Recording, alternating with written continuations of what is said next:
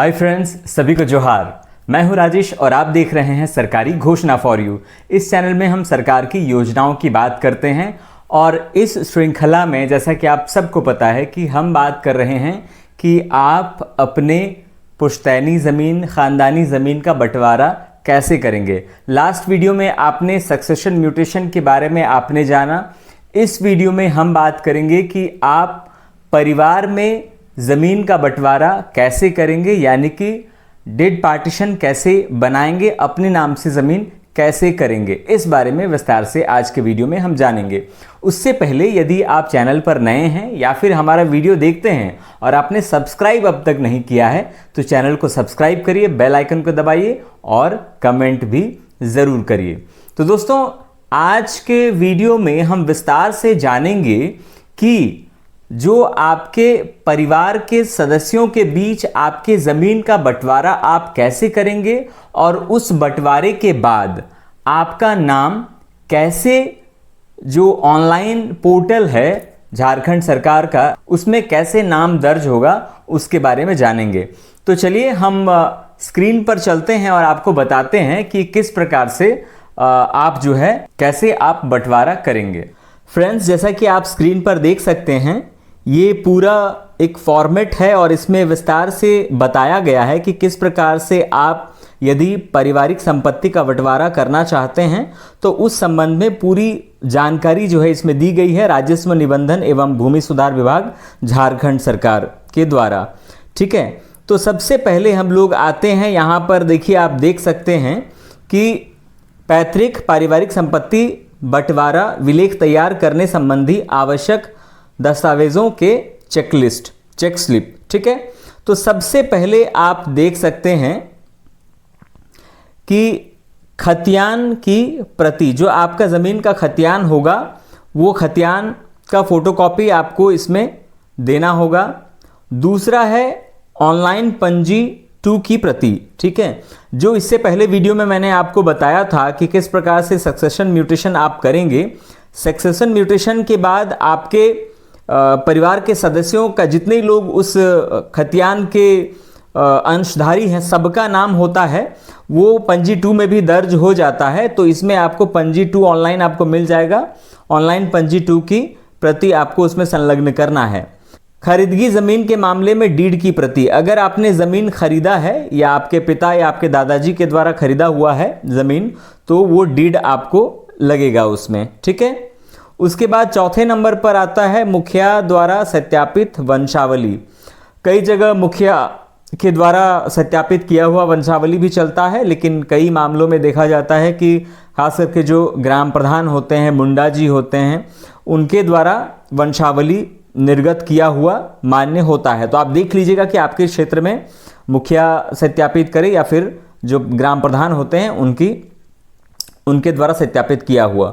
5वें नंबर पर है संपत्ति का विवरण। जो भी संपत्ति है और जिसका हिस्सा आपको करना है उसका विवरण आपको उसमें देना है। 6ठे नंबर पर है आपसी बंटवारा का शेड्यूल, जिसमें सभी का हिस्सा दर्शाया गया हो। ठीक है, वो शेड्यूल मैं आपको दिखाऊंगा आगे, नीचे जब हम स्क्रॉल करेंगे तो आपको वो शेड्यूल दिख जाएगा कैसा होता है। ठीक है, अब 7वें नंबर पर है सभी हिस्सेदारों का 3-3 पासपोर्ट के आकार का फोटो। पासपोर्ट साइज जितने लोगों में बंटवारा होगा, ठीक है, उन सभी का जो है पासपोर्ट साइज फोटो चाहिए होगा। 8वें नंबर पर है सभी हिस्सेदारों का आधार कार्ड की प्रति, यानी जितने लोगों को हिस्सा मिलने वाला है उन सभी का आधार कार्ड जो है आप संलग्न करिएगा। उसके बाद सभी हिस्सेदारों का हिस्सा दर्शाया गया नक्शा। ठीक है, नक्शा भी आपको बनवाना पड़ेगा। जितने लोग, मान लीजिए एक प्लॉट है तो एक प्लॉट में पूरब की तरफ किनका हिस्सा है वो नक्शा में जो है वो दर्शाया जाता है, वो उसको आपको बनवाना होगा। ठीक है, अब हम लोग आगे बढ़ते हैं। अब देखिए, इसमें आपसी बंटवारा के आधार पर निबंधन एवं दाखिल खारिज भूमि का विवरण, इसमें भूमि का विवरण देना होगा। मौजा कौन सा है, थाना कौन सा है, थाना संख्या देना होगा उसमें। उसके बाद क्रम संख्या, खाता संख्या, प्लॉट संख्या, रकबा और अभियुक्त कितना रकबा है, इसमें सारा विवरण आपको देना है। ठीक है, उसके बाद जो है पंजी 2 रैयत का नाम क्या है, इसमें जो भी विवरण दिया गया है उसको आपको फुलफिल करना है। अब आगे बढ़ते हैं। देखिए वंशावली का फॉर्मेट भी दिया गया है, ठीक है। कई जगह आप देखेंगे कि यहाँ पे अगर ग्राम प्रधान से आप करवाते हैं तो यहाँ पे लेटर पैड में लिखा होता है, अगर वो है तो चलेगा, नहीं है तो भी कोई दिक्कत नहीं है। ये जो फॉर्मेट है उसके आधार पर आप करवा सकते हैं, वंशावली बनवा सकते हैं और उसमें मोहर और हस्ताक्षर चाहिए, ठीक है। अब देखिए जो शेड्यूल का जिक्र हमने किया था, इस शेड्यूल इसी प्रकार का शेड्यूल होगा। जितने लोगों में आपसी बंटवारा होगा उसमें सभी का नाम, जैसे नाम है, पिता का नाम, दादा का नाम, ग्राम, थाना संख्या, आधार और इसमें ज़मीन से संबंधित जो भी विवरण इसमें देना है, मौजा कौन सा है, खाता संख्या, प्लॉट संख्या, रकबा, अभियुक्त, ये सारा जो है क्रमबद्ध तरीके से आपको इसमें भरना है, ठीक है। अब आगे बढ़ते हैं। ये और एक शेड्यूल है। इसी प्रकार से जितने लोगों में बंटवारा होगा इसी प्रकार से आपको करना है। अब देखिए इसमें एसओपी दिया गया है। सबसे पहले स्वयं अपनी पुश्तैनी संपत्ति का ब्यौरा तैयार करना।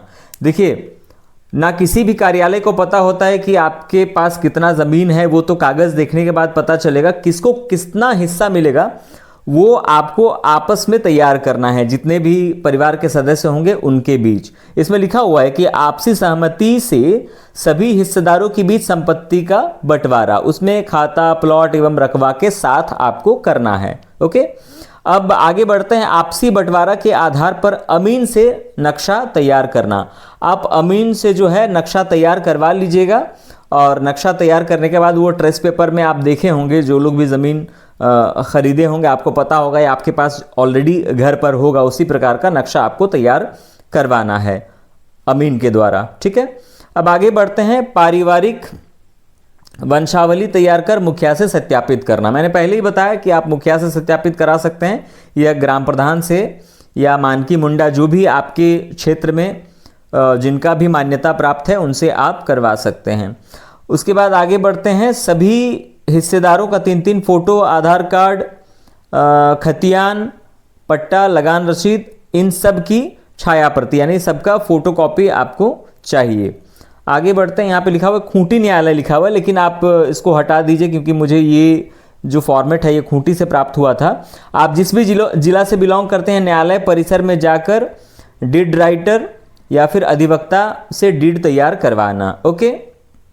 तो ये है। फिर उसके बाद निबंधन कार्यालय में जाकर 50 रुपये के स्टाम्प एवं 50 रुपये के शुल्क पर निबंधन कराना, ठीक है। आप अपने अधिवक्ता के माध्यम से जिस भी जिला से बिलोंग करते हैं और जहाँ से भी आपका रजिस्ट्री होता है, जहाँ से भी आपका निबंधन होता है, निबंधन कार्यालय में जाकर आप करवा सकते हैं। निबंधन कराने के उपरांत अंचल कार्यालय को सूचित करना, ठीक है। या फिर नहीं भी करेंगे तो कोई दिक्कत नहीं है, आपको जो नंबर मिलेगा उसके आधार पर आप जो है उसको चेक कर सकते हैं। तो इसी प्रकार से आप जो है निबंधन अपना करवा सकते हैं। तो फ्रेंड्स, इसी प्रकार से जो है आप अपने परिवार के सदस्यों के बीच, परिवार के बीच ज़मीन का बंटवारा कर सकते हैं, ठीक है। आई होप कि इस वीडियो में आपको पूरी जानकारी मिल गई होगी। अगर कोई कंफ्यूजन होता है तो आप ज़रूर मुझे कमेंट करके बताएं। फिर से एक बार कहूँगा, सब्सक्राइब ज़रूर करिए। बहुत बहुत धन्यवाद और जोहार आप सबका।